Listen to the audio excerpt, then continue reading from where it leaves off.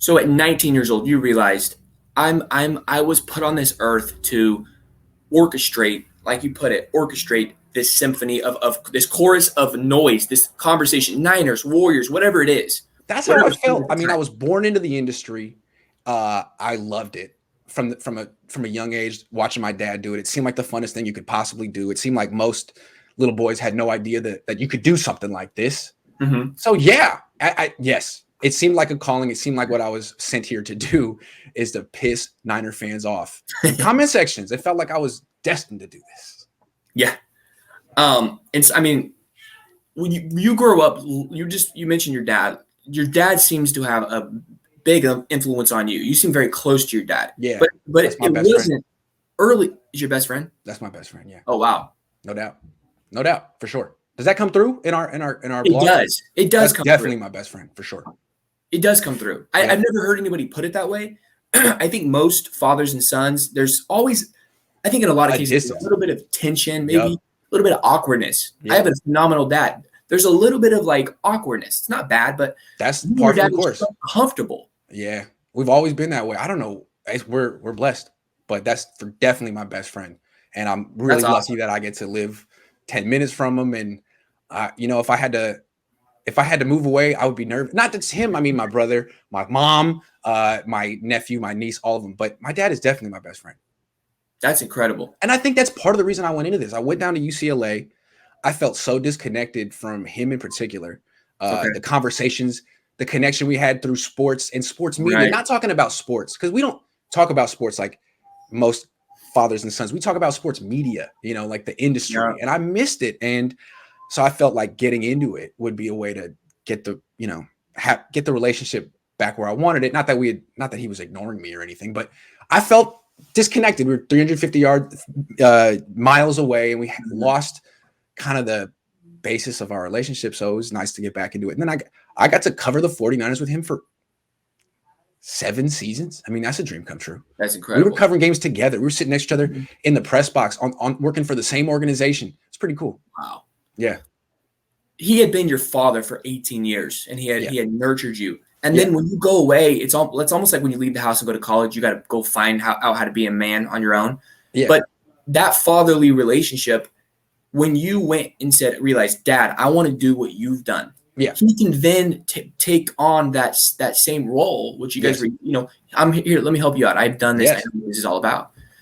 But the thing that was crazy about it is, so I say like, Dad, I want to do what you do, and I think I can do it. And he said, I think you can do it too. I Mhm. mean, the thing is, like, he's 42 years older than me, and when he got into it, when he was 33, it was the mid 70s, and the way he went about getting into it worked for him, but it doesn't necessarily work now.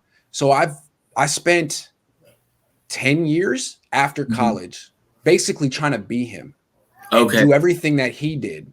Right. Write for a newspaper, send your stuff to Sports Illustrated, the magazine, get published in the magazine. I thought, like, Mhm. if I could just follow my dad's steps from 1970 to 1975, I could do this. But it was never going to work that way. It's a joke in retrospect. First of all, I'm not my dad. And the avenues that were open in 1975 don't apply anymore. Right. So I was going about it the The wrong way. landscape. A way different landscape. Yeah. Take me through that process. That those years of grinding it out. You went from you were writing articles for $100. Mhm. When was your? I know you were. Was your net? What was your next job? Okay, so I did freelance for CSN for like 6 months, and Okay. then there was that NFL lockout. Um, Yep. there was no spring stuff, and That then 10? training camp. It's lockout ends. Training camp's going to start in a week, and the Press Democrat didn't have a Niner guy. They had Matt Mayoko. He left for CSN in 2010. Then they had Eric Okay. Branch. He did such a good job. He got hired by the Chronicle in a year, Oh so wow. Okay. he's gone, and they don't have anyone. And the assistant sports editor hits up me. Doesn't go through my dad. My dad's in Hawaii on vacation. He just hits me up directly. I've talked to him before. I'd freelanced for him a couple of times during that time. I covered a women's soccer game at Stanford. Anyway, he hits me up and said, "What do you think about covering the Niners for our website?" Mm-hmm. And I said, "Hell yeah!" It was, again, I've always been a freelancer. I've never been a full-time guy anywhere, but I said, "Hell yeah!" I talked to my dad. I was like, "Dad, they want me to be the do the blog at the Mhm. for the Niners. He said, don't do it. I'm like, what do you mean don't do it? He's like, well, you want to be a columnist, right? A columnist is what he was in the 80s. It's such an old school concept. What's the Back, difference? back in the day, you had the writer in the newspaper who did the news, that's the reporter, Okay. and the writer in the newspaper who wrote opinions, that's the columnist. And the columnist gets paid more, has higher status, can shoot from the hip, can just say his opinion. Right. He was like, that's what you want to be. That's what I want. But I mean, those things don't even exist anymore. Those distinctions don't even exist anymore. So he's like, don't do it. I was like, Dad, you're tripping. This is a no-brainer. I now have a credential. I'm now in the game. I'm going to cover this team every day. So that's how I got it. It was 2011, right before training camp. Then I started getting $1,000 a month. $1,000 a month. That's where I started at that point. Wow. Santa Rosa Press Democrat is your first like big boy job. Oh yeah. Now I'm not a full timer there. I'm a freelancer, and they're not paying me for gas. It's 80 miles a day. It's just $1,000 a month. But honestly, I would have done it for free. Are you kidding? I was 23 years old, and they're saying cover the not Cal, right? Not the Raiders. Cover the 49ers like Matt Mayoko. Go ahead, compete. Do it. Okay. Yeah. Thank you.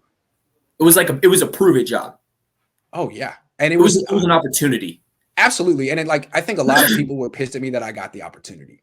A lot of people looked at me like, man, this is classic nepotism. They just give it to Lowell Cohn's son. I mean, first of all, I don't know how many people would do that for $1,000 a month. Maybe a lot of people would, but as well as I did it for $1,000, I don't know. I'm just saying it wasn't as glamorous as it seemed. And I went from making $1,000 a month in 2011 to eventually bumping that up to $2,000 a month. So I was broke for my entire 20s. Good grief. That's the grind. That's the freaking grind, dude. During that home till I was 27. I think nothing wrong with that. I lived at home till I was 27, and then I moved out, and basically my wife was supporting me till I was like 31, 32. That's actually dope. That's actually dope. She was holding it down while you were getting. No question. Yeah. That's dope, dude. Yeah. Talk to me about those years. It's close to a decade of grinding it out, and it's not glamorous. It's on the road, on your gas. Were you in locker rooms at that time? Yeah, all the time. Absolutely. Yeah. Take me through the locker room. You're a kid. You're young. First job. You don't have the respect that at that point in time. What is young Grant like in a locker room when you walk in? A wuss, a total wuss. Scared. And my dad's like, go ask him for an interview. Okay, I'm going to. Yeah. Do it now. Okay, here I go. I was terrified, man. I couldn't. They were all 10 years older than me. I would start when I get nervous, my hands get really sweaty. Okay. So I'm like, I hope he doesn't ask me for a handshake because I'm gonna get really sweaty, and I start stuttering when I'm nervous. I do all this awful stuff. Also, I start talking fast when I'm nervous. One time I did a story on the curveball. I felt like it's kind of a lost art. The last 30 years, it's all been about fastball, slider. I'm a baseball guy, so I want to talk to people who threw a curveball and kind of like, how'd you get into it? How'd you master it? I thought it was a cool concept, and I talked to Sonny Gray. He was cool. I went to Matt Cain, and I was nervous. I heard he was a jerk, and so I went up to him. I started talking really fast, and he goes, "Dude, you're really intense right now. You're like the most intense person I've ever met." And I was like, "Man, I'm just gonna go kill myself. Thank you very much, Matt." Like, yeah, man, I was a total wuss. I was terrible at interviewing, and I was terrible at being interviewed. I was getting like you get on a beat, and all of a sudden, radio stations hit you up, TV stations hit you up. They're like, we want to interview you about what happened in practice, training camp. And I would dread it, man. I'm like, I hope they don't call. I hope they don't call. I hope they forget. I don't want to do it, man. It's like being in third grade, having to go out and do a dance in a talent show. Like, oh my God, I don't want to do this. That's how I was. I was terrible. Yeah. Terrible. He's crazy. So you clearly were an ambitious person. There's that negotiation between I want this, I'm ambitious, but then there's your social anxiety, which is normal. Well, at 22, I was very full of myself. Maybe I still am, but like I got into UCLA. I thought I was really smart. I thought I was really charming, and I was like, man, I can do what my dad does. I could do that. I could do. Yeah. It's like, all right, man. Good luck, dog. Good luck, man. Like my dad went to Stanford. He got a PhD in English literature. He could have been an English professor. He's like, you know what? I'm just going to chill and be the #1 sports columnist on the West Coast because that's a little easier for me. I was never going to be my dad, but I tricked myself into thinking I could when I was like 21, 22. I got this. No problem. You got thrown in the deep end, Grant.